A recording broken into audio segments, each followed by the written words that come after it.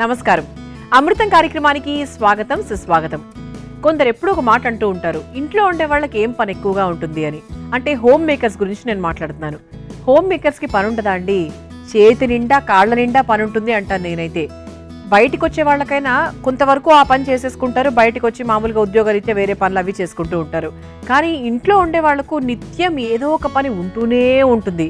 అది బట్టలు తుక్కునే పనైనా, గిన్నెల పనైనా, కిచెన్ పనైనా, టేబుల్ పనైనా, బెడ్రూమ్, ఏదైనా సరే ఎప్పటికప్పుడు సర్దుకోవాల్సిన అవసరం వస్తూ ఉంటుంది. ముఖ్యంగా పిల్లలు ఇంట్లో ఉన్న వాళ్ళైతే ఇంకా కష్టం. అందుకెప్పుడు ఇంట్లో హోమ్ మేకర్స్గా ఉన్నవాళ్ళు ఖాళీగా ఉంటారు అని మాత్రం ఎప్పుడూ అనుకోకండి, అది ముమ్మాటికి తప్పు. అందుకే మనం ఖచ్చితంగా హోమ్ మేకర్స్కి కూడా రెస్పెక్ట్ ఇద్దాము. వాళ్ళు మన కన్నా కూడా బయటకు వచ్చి చేసే కన్నా కూడా ఇంట్లో ఉండే వాళ్ళకి ఎక్కువ పని ఉంటుంది. మరి అందులో కూడా ఇన్ని రకరకాల వంటలు అమృతం ప్రోగ్రామ్స్ చూస్తూ ఉంటారు, రకరకాల వంటలు మా యాంకర్స్ చెప్తూ ఉంటారు. ఇన్ని వంటలు చేయాలి, ఇన్ని రకాల బాధ్యతలు ఉంటాయి వాళ్ళ తల మీద. మరి ఈరోజు అమృతంలో ప్రతి ఎపిసోడ్ లాగానే ఈ ఎపిసోడ్లో కూడా చక్కటి వంటలతో నేను సిద్ధంగా ఉన్నాను. మీరు కూడా రెడీగా ఉన్నారా? మరి మొదలు పెట్టేద్దాము. మరి అమృతంలో నేను తయారు చేయబోయే మొదటి వంట జీడిపప్పు కూర. జీడిపప్పుతో కూర ఏంటి? మామూలుగా జీడిపప్పుల్ని కూరల్లో వేసుకొని తయారు చేస్తూ ఉంటారు. జీడిపప్పుతో కూర ఏంటి అంటారా? తెలుసుకుందాం. ముందుగా జీడిపప్పు కూర తయారు చేసుకోవడానికి కావాల్సిన పదార్థాలు ఏంటో చూద్దాం. జీడిపప్పు కూర తయారు చేసుకోవడానికి కావాల్సిన పదార్థాలు: నూనె 2 టేబుల్ స్పూన్లు, జీలకర్ర 1 టేబుల్ స్పూన్, పసుపు 1/2 టేబుల్ స్పూన్, అల్లం పచ్చిమిర్చి paste 1/2 tablespoon, tomato puree 1 cup, ఉప్పు తగినంత, కారం 1 టేబుల్ స్పూన్, ధనియాల పొడి 1/2 టేబుల్ స్పూన్, పచ్చి జీడిపప్పు 1 కప్పు, గరం మసాలా పొడి 1/2 టేబుల్ స్పూన్, కొత్తిమీర కొద్దిగా. జీడిపప్పు కూర తయారు చేసుకోవడానికి కావాల్సిన పదార్థాలన్నీ కూడా మన దగ్గర సిద్ధంగా ఉన్నాయి. అయితే జీడిపప్పు అంటే ఇది సాధారణంగా మనం యూజ్ చేసే జీడిపప్పు కాకుండా పచ్చి జీడిపప్పు. అంటే మనము పచ్చి జీడిపప్పుకి సంబంధించి ఒక ఎపిసోడ్లో కొన్ని వంటలు కూడా చేసాం యాక్చువల్గా. ఇది పచ్చి జీడిపప్పు సాధారణంగా మనకు ఒక పువ్వుని కట్ చేసేది, ఎండబెట్టి అలా వస్తూ ఉంటుంది.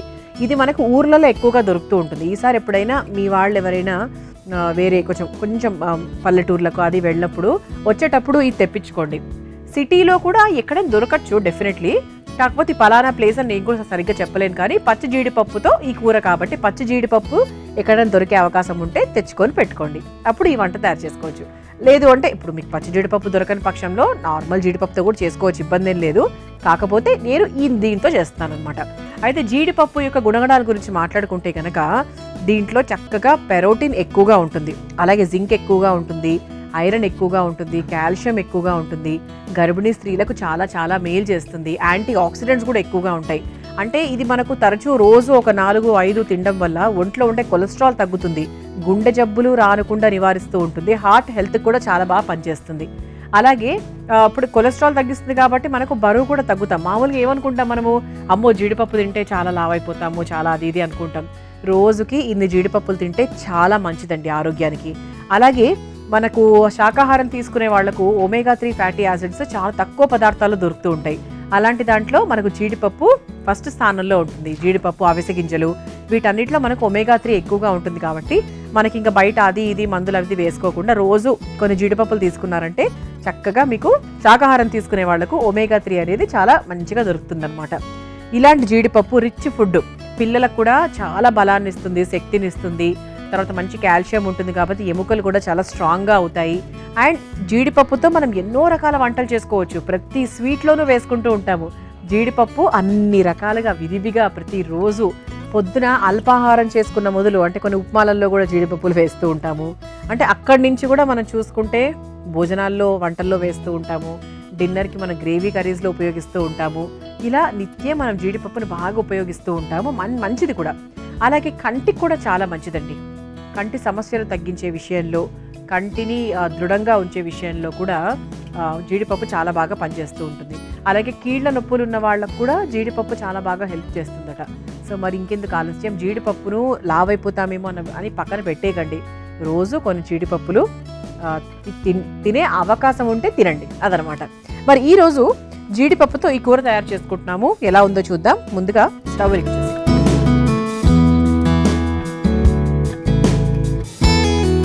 పచ్చి జీడిపప్పు మీకు ఎక్కడ దొరుకుతుంది అంటే జీడి పండు, చాలా మంది తెలుసు. జీడి పండుతో మనం చక్కటి వంటలు కూడా చేసుకున్నాం మన అమృతం కార్యక్రమంలో. అయితే జీడి పండుకు వెనకాల ఒక చిన్న పిక్కలాగా ఉంటుంది, ఇలా మనకు ఇలా కిడ్నీ షేప్లో ఉంటుంది. సో దాన్ని మనం పగలగొడితే అందులోంచి వచ్చేదే మనకు జీడిపప్పు. ఆ పచ్చి జీడిపప్పును చక్కగా తీసుకొని ఇలా చేస్తున్నాం అనమాట. దాన్ని ప్రాసెస్ చేసింది మన జీడిపప్పు అనుకోండి, రెండు ఒకటే, కాకపోతే ఇది పచ్చిది, దాన్ని ప్రాసెస్ చేసిన తర్వాత మనకు షాప్లో దొరికేది వేరే జీడిపప్పు, అంతే. ఇక బాండి కూడా వేడైపోయింది కాబట్టి మొదలు పెట్టేద్దాం. ముందుగా కాస్త నూనె,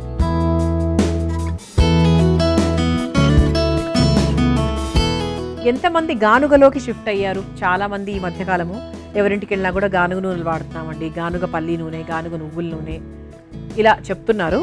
అది అంటే కోర్స్ అది కొంచెం అంటే ఫైనాన్షియల్గా చూసుకుంటే ఇది కాస్త ఎక్కువ ధరతో కూడుకున్నటువంటిది గానుగ అనేది. అంటే మనకు చాలా ఎక్కువ రేట్ పెడితేనే మనకు దొరికేది. కొందరు కొంటారు, కొందరు కొనగలరు, కొందరు కొనలేరు. కానీ గానుగ నూనెలు ఎప్పటికైనా చాలా మంచిదండి. ఇటు ఇంగ్లీష్లో మనం కోల్డ్ ప్రెస్డ్ ఆయిల్స్ అంటూ ఉంటాం కదా, ఆ విధంగా అనమాట. నూనె కాస్త వేడెక్కింది, ఇప్పుడు కొంచెం జీలకర్ర వేసుకుందాం.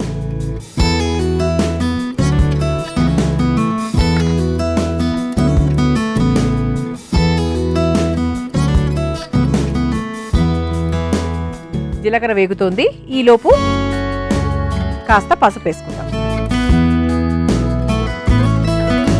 పసుపు, ఆ తర్వాత కాస్త అల్లం పచ్చిమిర్చి పేస్ట్ కూడా వేసుకుందాం. అల్లము పచ్చిమిర్చి రెండు ఇందులో ఉన్నాయి.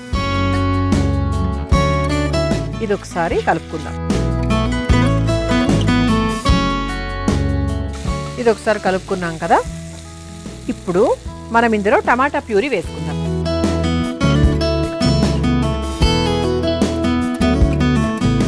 టమాటా ప్యూరీ వేసుకుని ఒకసారి బాగా కలుపుకోవాలి. ఇది కొంచెం మనకు పచ్చివాసన పోయేదాకా ఉడికించుకోవాలి. టొమాటో ప్యూరీ కొంచెం మనకు ఉడికిన తర్వాత నెక్స్ట్ వేసుకుందాం. ఇది టొమాటో ప్యూరీ మామూలుగా ఎర్రగా పండిన టొమాటోలు ఉంటాయి కదా, వాటిని ఇది పచ్చిగానే తీసుకోవచ్చండి. ఎందుకంటే ఇక్కడ మనం ఉడికించుకుంటాం కాబట్టి మనం ఉడికించి దాన్ని ప్యూరీ చేయాల్సిన అవసరం లేదు. మామూలుగా పచ్చిగా తీసుకొని దాన్ని చక్కగా ప్యూరీ చేసుకొని, ప్యూరీ మాత్రం పర్ఫెక్ట్గా చేసుకోవాలి, ఎక్కడ ఉండలు రాకుండా చూసుకుంటే బెటర్. సో అలా మనం చక్కగా దాన్ని ప్యూరీ లాగా చేసుకొని ముందుగా అది వేసేసుకున్నాము. తర్వాత దీనికి కావాల్సినంత ఉప్పు కూడా వేసేసుకుందాం.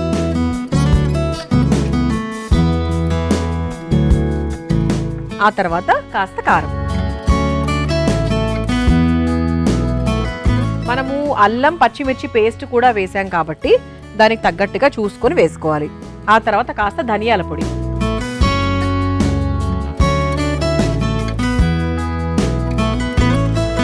ఒకసారి కలిపేసుకుందాం.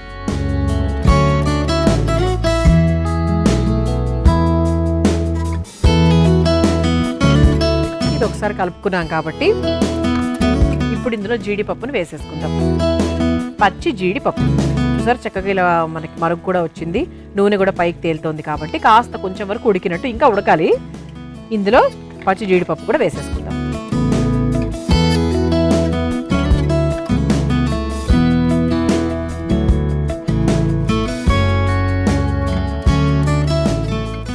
ఇందులో కాస్త నీళ్లు పోసుకుందాం, చాలా కొన్నండి.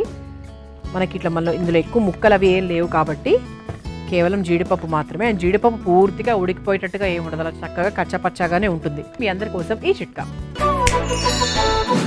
అమృతంలో మీ అందరి కోసం ఒక చక్కటి చిట్కా. కడుపులో ఉబ్బరంగా ఉన్న, కడుపులో రకరకాల ఇన్ఫెక్షన్స్ని తొలగించడానికి ఈ చిట్కా చాలా బాగా ఉపయోగపడుతుంది. 1 టీ స్పూన్ మెంతి పొడిని నీళ్లతో మింగాలి. అలా క్రమేణా చేస్తున్నట్టయితే కడుపులో ఇన్ఫెక్షన్స్ అయినా, గ్యాస్ సమస్య అయినా, ఇండైజెషన్ అయినా చాలా వరకు తగ్గిపోతుంది. ఈ చిట్కా మీకు అవసరమైతే ప్రయత్నించండి. చూసారా, ఇంత చక్కగా నూనె అంతా పైకి తేలి బయటికి వచ్చింది, దాంతో మన కూర పూర్తయిపోయింది అని అర్థం అనమాట.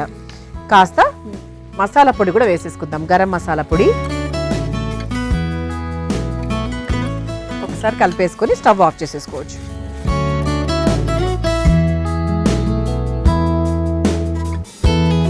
స్టవ్ ఆఫ్ చేసేసుకున్నాక కాస్త కొత్తిమీర వేసేసుకుందాం.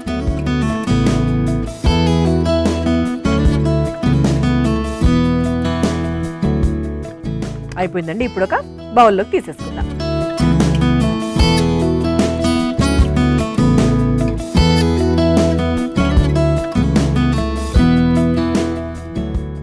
దీన్ని కొంచెం గ్రేవీలా కావాలంటే ఇంకొంచెం మీరు గ్రేవీలాగా చేసేసుకోవచ్చు.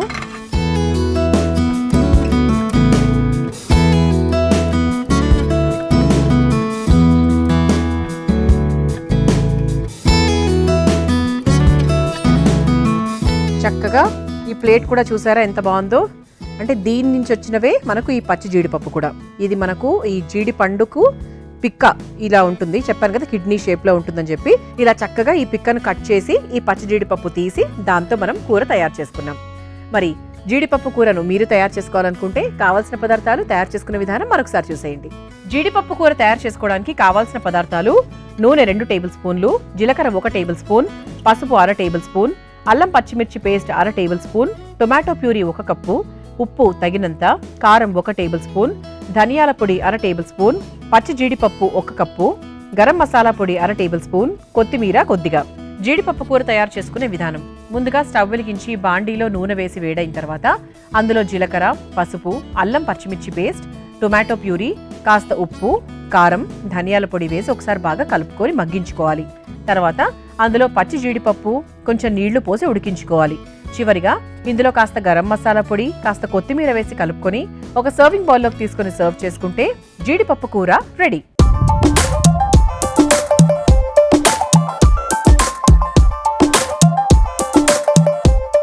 చూసారు కదా జీడిపప్పు కూర ఎలా తయారు చేసుకోవాలో. రుచి చూసి ఎలా ఉందో చెప్తాను.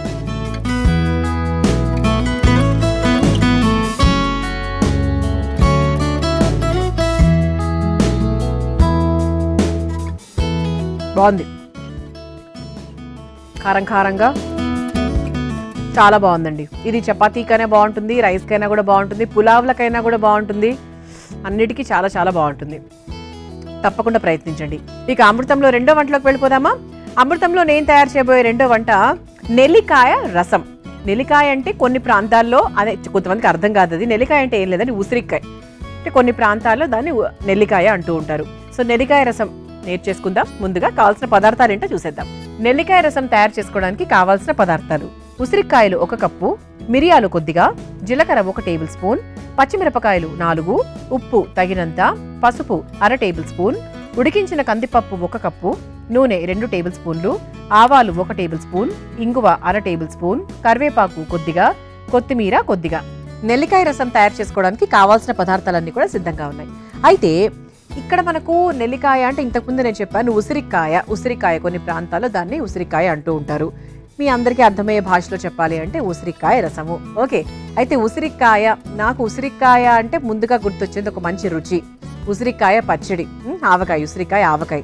తర్వాత ఈ కోవిడ్ టైమ్స్లో చాలా మంది విటమిన్ సి వేసుకోవాలి అని చెప్తూ ఉండేవాళ్ళు. బట్ కొంతమంది మాత్రం ఏం చెప్పేవాళ్ళు, రోజుకి ఒక హాఫ్ ఉసిరికాయ అయినా మీరు తినండి, మీకు 2 రోజులకు కావాల్సిన విటమిన్ సి అది మొత్తం వచ్చేస్తుంది అంటారు.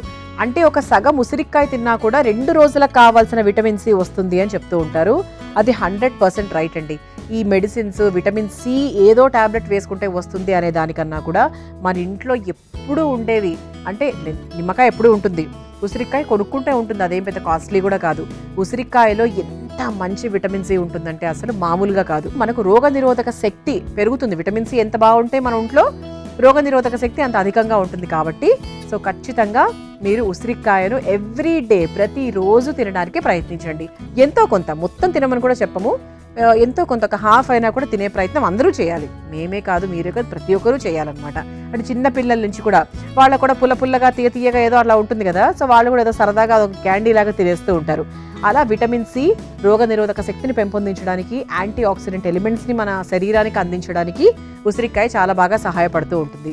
అండ్ అంతేకాకుండా ఇది మనకు బరువును కూడా చాలా బాగా తగ్గిస్తుంది. ఉసిరికాయ రసం, ముఖ్యంగా ఈ రసము మీరు అన్నంలో కలుపుకోవచ్చు, మీరు ఏది తిన్నా కూడా దాంట్లో పాటు కలుపుకోవచ్చు, లేదు అంటే ఉట్టిది కూడా తాగేయచ్చు. అంటే అదొక డైట్లో భాగంగా మీరు చక్కగా ఈ రసం తీసుకున్నారు అంటే బరువు తగ్గడానికి కూడా చాలా బాగా సహాయపడుతుంది అనమాట. అంటే ఒంట్లో ఉండేటువంటి టాక్సిన్స్ని బయటికి పంపించడానికి, మన ఒంట్లో ఉండే ఫ్యాట్ని కట్ చేయడానికి, కొవ్వు శాతం ఏదైతే ఉందో దాన్ని కట్ చేయడానికి కూడా మనకు ఉసిరికాయ చాలా బాగా సహాయపడుతూ ఉంటుంది.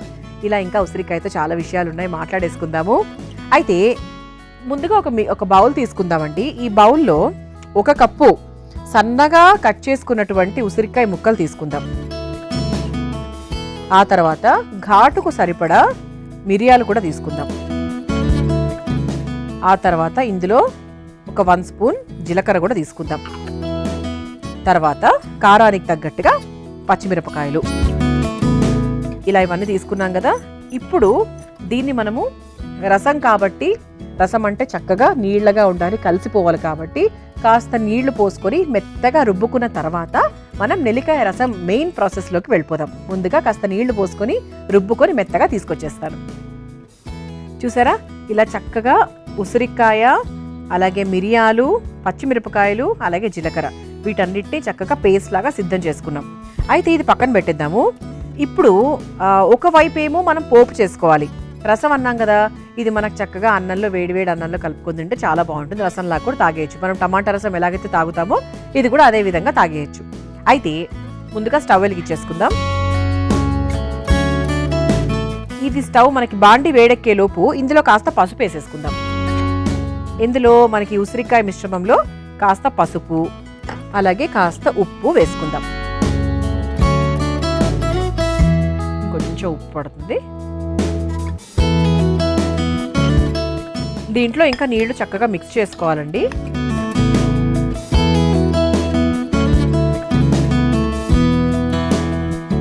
ముందుగా బాండి వేడైంది కాబట్టి మరి కాస్త నూనె వేసేసుకుందాం.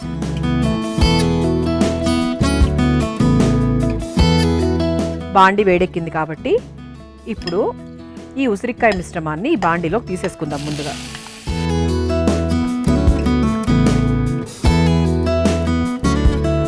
ఇందులో మనం నీళ్లు మిక్స్ చేసుకుందాం. ఉసిరికాయ ఉంది కాబట్టి దీన్ని కూడా చక్కగా ఉపయోగించినట్టు అవుతుంది. అదనమాట ఆడవాళ్ళు చేసే సాధారణమైన పని. నీళ్లు పోసేసుకున్నాం కాబట్టి ఒకసారి బాగా కలిపేసుకుందాం. ఇందులో ఉప్పు, పసుపు ఉంది.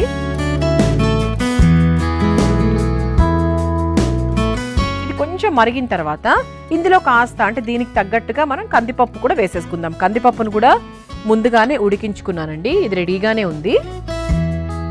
ఓకే, ఇలా చక్కగా ఉడికించుకొని రెడీగా ఉంది కాబట్టి ఇది పక్కన పెట్టేసుకుందాం. ఇది ఒక 2 మరుగులు వచ్చిన తర్వాత ఈ కందిపప్పుని ఇందులోకి వేసేసుకోవాలి. చాలా అంటే మనకి సాధారణంగా మనము రసం చేసుకునే విధానమే ఇది కూడా. కాకపోతే ఏంటంటే ఉసిరికాయని మనం ముక్కలుగా వేయలేము, దాని రసం సరిగ్గా, దాని సారం సరిగ్గా రాదు. కాబట్టి ఇది చక్కగా మనం రుబ్బుకొని చక్కగా ఒక పేస్ట్ లాగా తయారు చేసుకొని ఆ తర్వాత వేస్తున్నాం. అంతే, మీకు ఎక్కడ కన్ఫ్యూజన్ ఏం పడకండి, చాలా చాలా క్లియర్గానే ఉంది. చూసారా, ఇది కాస్త మరిగింది కాబట్టి ఇది ఒకసారి కలిపేసుకుని మనం ముందుగా ఉడికించుకొని పెట్టుకున్నటువంటి ఈ కందిపప్పు ఏదైతే ఉందో అది చూసుకొని వేసుకుందాం. అంటే కొంచెం మీకు థిక్గా ఉండాలి రసం అంటే కొంచెం ఎక్కువ వేసుకోవాలి, కొంచెం పల్చగా ఉండాలి అంటే ఒక గరిట వేసుకుంటే సరిపోతుంది. నాకు రసం ఎప్పుడు కాస్త పల్చగానే ఉండాలండి. ఇందులో కాస్త నీళ్లు కూడా పోసుకుందాం కావాల్సి ఉంటే. అది కొంచెం మరిగి దగ్గర పడుతుంది, కందిపప్పు కాబట్టి దగ్గర పడుతుంది. ఇది ఖచ్చితంగా ఒక 5 నిమిషాలు మరగాలండి. అది మరిగితే తప్ప మనం పోపు వేయలేం కాబట్టి ఇది మరగడానికి ఒక 5 మినిట్స్ టైం పడుతుంది. మీ అందరి కోసం ఈ చిట్కా. నానబెట్టి పొట్టు తీసిన బాదం పిల్లలకు, గర్భిణీ స్త్రీలకు అందరికీ చాలా మంచి మేలు చేస్తుంది. అంతేకాకుండా ఒంట్లో ఉండే కొలెస్ట్రాల్ తగ్గిస్తుంది, గుండె ఆరోగ్యానికి మేలు చేస్తుంది, మంచి ప్రోటీన్ అందిస్తుంది, అధిక శక్తిని కూడా ఇస్తుంది. మరి నానబెట్టి పొట్టు తీసిన బాదం ప్రతిరోజు ఒక 4 తినడానికి ప్రయత్నించండి.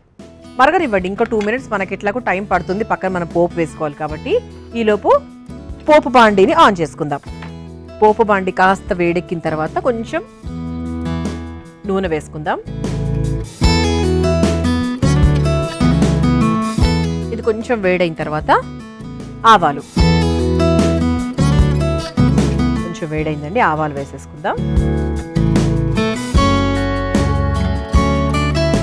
ఆ తర్వాత ఇంగువ,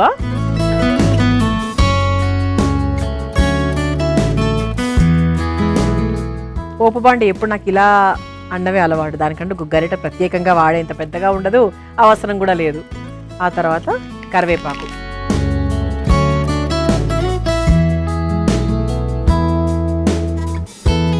ఈ స్టవ్ కూడా ఆఫ్ చేసేసుకోవచ్చండి. ఇప్పుడు ఈ పోపును చక్కగా ఈ రసంలోకి వేసేసుకుందాం. అండ్ ఎప్పుడు రసంని ఇలా వదిలేయకూడదు కదా, మధ్యలో ఇలా చక్కగా ఇలా అని వేసేసుకోవాలి. అప్పుడు అసలైన రుచి అన్నమాట. అది కూడా ఇంగువ వేసిన తర్వాత ఆ మాత్రం అలా అనకపోతే అస్సలు బాగోదు. ఇక మనం స్టవ్ ఆఫ్ చేసేసుకోవచ్చు. పైనుంచి కాస్త కొత్తిమీర వేసేసుకోవచ్చు.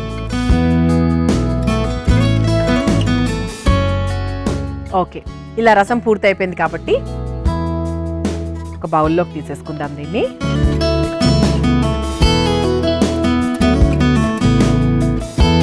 కలర్ కూడా అసలు కొత్తగా ఉంది కదండి, మామిడికాయ రసంలాగా ఉంది. ఉసిరికాయ రసం సాధారణంగా ఎవరు చేసుకోరు, అదే నెల్లికాయ రసం. మన పేరు మనం మర్చిపోకూడదు కదా. ఇలా వేడివేడిగా పుల్ల పుల్లగా ఆరోగ్యకరమైన నెల్లికాయ రసం రెడీ అయిపోయింది. దీన్ని మీరు తయారు చేసుకోవాలనుకుంటే కావాల్సిన పదార్థాలు, తయారు చేసుకునే విధానం మరొకసారి చూసేయండి. నెల్లికాయ రసం తయారు చేసుకోవడానికి కావాల్సిన పదార్థాలు: ఉసిరికాయలు 1 కప్పు, మిరియాలు కొద్దిగా, జీలకర్ర 1 టేబుల్ స్పూన్, పచ్చిమిరపకాయలు 4, ఉప్పు తగినంత, పసుపు 1/2 టేబుల్ స్పూన్, ఉడికించిన కందిపప్పు 1 కప్పు, నూనె 2 టేబుల్ స్పూన్లు, ఆవాలు 1 టేబుల్ స్పూన్, ఇంగువ 1/2 టేబుల్ స్పూన్, కరివేపాకు కొద్దిగా, కొత్తిమీర కొద్దిగా. నెల్లికాయ రసం తయారు చేసుకునే విధానం: ముందుగా ఒక మిక్సింగ్ బౌల్లో ఉసిరికాయ ముక్కలు, కాస్త మిరియాలు, జీలకర్ర, పచ్చిమిరపకాయలు వేసి మెత్తగా రుబ్బుకొని తీసుకొని పక్కన పెట్టుకోవాలి. కాస్త పసుపు, కాస్త ఉప్పు వేసి కలిపి పక్కన పెట్టాలి.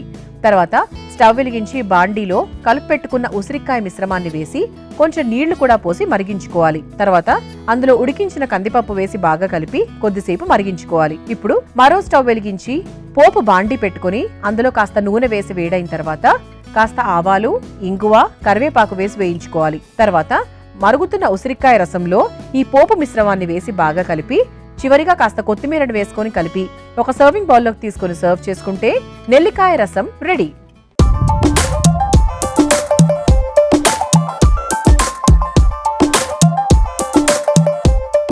చూసారు కదా నెల్లికాయ రసం ఎలా తయారు చేసుకోవాలో. రుచి చూసి ఎలా ఉందో చెప్తాను.